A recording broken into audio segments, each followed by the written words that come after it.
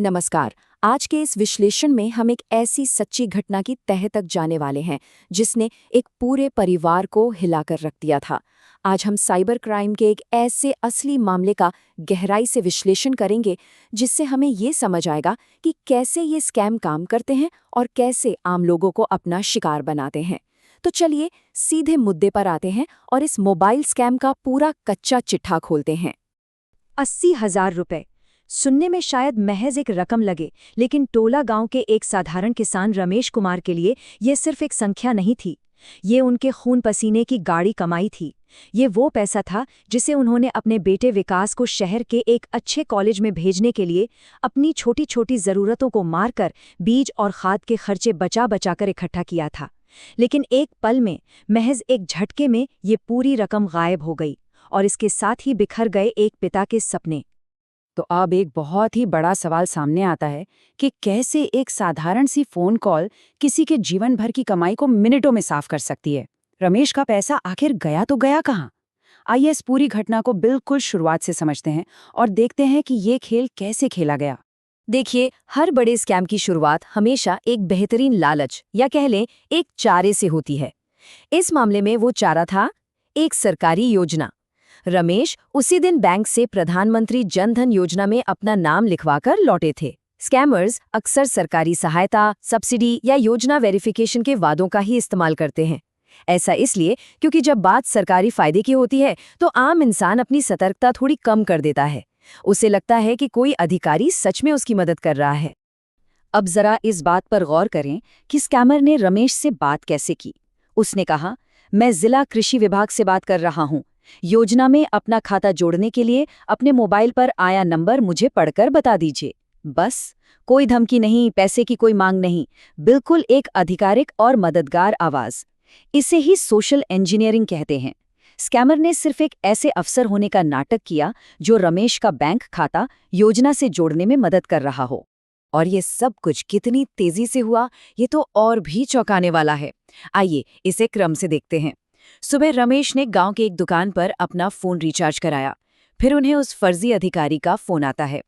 रमेश विश्वास में आकर अपने फोन पर आया वो 4 अंकों का कोड शेयर कर देते हैं और कुछ ही पलों के अंदर उनके खाते से पूरे 80,000 रुपए कट जाते हैं। जब रमेश के बेटे विकास ने मोबाइल पर आया वो मैसेज पढ़ा, तब तक सब कुछ लुट चुका था। यहाँ असल में हुआ क्या? एक बहुत बड़ा तकनीकी धोखा। एक तरफ रमेश का अटूट विश्वास था कि वो एक सरकारी योजना के लिए अपनी पहचान पक्की करवा रहे हैं, लेकिन असलियत एकदम खौफनाक थी। वो 4 अंकों का नंबर कोई वेरिफिकेशन कोड था ही नहीं, वो एक ओटीपी था जिसे देकर रमेश ने अनजाने में एक बड़े बैंक ट्रांसफर को खुद ही मंजूरी दे दी थी। पैसे तो चले गए, पुलिस रिपोर्ट भी हो गई, लेकिन जब रमेश के बेटे विकास ने तहकीकात शुरू की तो एक बहुत ही अहम सवाल सामने आया। उस स्कैमर को ये कैसे पता था कि रमेश ने जन धन योजना के लिए ही आवेदन किया है? उसे रमेश का नाम कैसे पता था? यहीं से इस मामले की असल गुत्थे सुलझनी शुरू होती है। जांच आगे बढ़ी तो एक और चौंकाने वाला सच सामने आया। 60,000 रुपए। विकास को पता चला कि गांव के ही एक और किसान राधे चाचा के खाते से भी 60,000 रुपए गायब हो गए थे। और सबसे हैरान करने वाली बात ये थी कि उन्हें भी कृषि विभाग से फसल बीमा योजना के नाम पर कॉल आया था। इससे ये बिल्कुल साफ हो गया था कि रमेश का मामला कोई इकलौती घटना नहीं थी, बल्कि कोई लगातार गांव वालों को निशाना बना रहा था। जब विकास ने बैंक की मदद से पीड़ितों की लिस्ट निकाली और उन किसानों से बात की तो एक कॉमन लिंक मिला। रमेश ने जनधन योजना की बात बताई थी और राधी चाचा ने फसल बीमा की। लेकिन सोचिए, इन दोनों ने अपनी ये जानकारी शेयर किसके साथ की थी? गांव के लोकल रिचार्ज की दुकान पर काम करने वाले लड़के माधव के साथ। और यही इस पूरे स्कैम का सबसे बड़ा टर्निंग पॉइंट है। जिसे हम अक्सर कोई बहुत हाई-टेक हैकिंग समझ लेते हैं ना, वो असल में एक लोकल डेटा लीक था। हम अक्सर सार्वजनिक जगहों पर, चाय की टपरी या रिचार्ज की दुकान पर अपनी निजी जानकारी यूं ही बोल देते हैं। माधव चुपचाप किसानों की ये बातें सुनता था। वो जानता था कि किसान कब बैंक गए, कौन सा फॉर्म भरा, और फिर यही जानकारी वो ऑनलाइन बैठे अपने स्कैमर साथियों को दे देता था ताकि वे फोन पर किसानों का भरोसा जीत सकें। अब शक यकीन में बदल चुका था, तो विकास ने पुलिस के साथ मिलकर एक जाल बिछाया, एक स्टिंग ऑपरेशन। विकास ने अपने दोस्त गुड्डू को माधव की दुकान पर रिचार्ज कराने भेजा।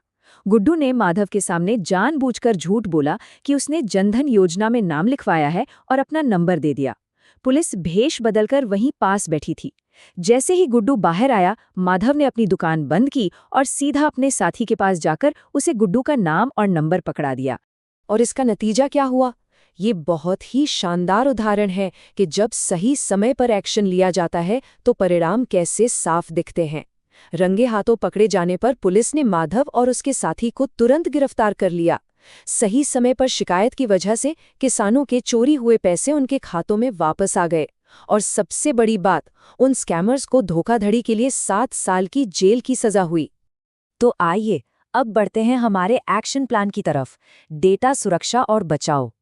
अब हम ये समझेंगे कि ऐसे खतरनाक मोबाइल पेमेंट स्कैम से कैसे बचा जा सकता है। सबसे पहले इस शब्द को हमेशा के लिए गांठ बांध लेना जरूरी है, OTP यानी वन टाइम पासवर्ड। ये कोई आम वेरिफिकेशन नंबर नहीं है, बल्कि एक डिजिटल चाबी है। जैसे हम अपने घर की तिजोरी की चाबी किसी अनजान को नहीं देते, वैसे ही OTP कभी किसी को नहीं देना चाहिए। कोई भी असली सरकारी अधिकारी या बैंक कर्मचारी फोन पर कभी भी OTP नहीं मांगता। तो स्कैमर की चालों को मात कैसे दें? बहुत सिंपल है। अगर कोई अनजान कॉलर खुद को अधिकारी बताए तो तुरंत फोन काटें और खुद संबंधित विभाग में जाकर जांच करें। कोई 4 अंकों का कोड मांगे तो उसे बिल्कुल शेयर न करें। और अगर कॉलर को कोई निजी जानकारी जैसे नाम या योजना पहले से पता हो तो घबराएं नहीं। याद रखें कि ये डेटा आसानी से लोकल स्तर पर सुना जा सकता है या इंटरनेट पर खरीदा जा सकता है। इस पूरी घटना के बाद विकास ने गांव वालों को जो 3 स्टेप गाइड सिखाई वो हम सबके काम की है। स्टेप 1, सार्वजनिक जगहों पर अपनी वित्तीय बातों का ढिंडोरा बिल्कुल न पीटे। स्टेप 2, अनजान कॉलर्स के साथ कभी भी OTP शेयर न करें। और सबसे जरूरी स्टेप 3, अगर कभी कोई धोखा हो भी जाए तो बिना घबराए तुरंत लोकल पुलिस और साइबर सेल को रिपोर्ट करें, क्योंकि शुरुआती कुछ घंटे बहुत ही महत्वपूर्ण होते हैं। आज के इस विश्लेषण को खत्म करते हुए एक बहुत ही अहम सवाल पीछे छूट जाता है। हम सब सोचते हैं कि हैकर्स कंप्यूटर के पीछे बैठे कोई शातिर दिमाग वाले लोग हैं, लेकिन क्या ये मुमकिन है कि हम खुद अपनी रोजमर्रा की मासूम बातचीत के जरिए उन्हें वो जानकारी सौंप रहे हैं जिसका इस्तेमाल वे हमारे ही खिलाफ एक हथियार की तरह कर रहे हैं? आइए सतर्क रहें, अपना डेटा सुरक्षित रखें और अपने आसपास के लोगों को भी जागरूक करें। इस विश्लेषण का हिस्सा बनने के लिए बहुत बहुत धन्यवाद।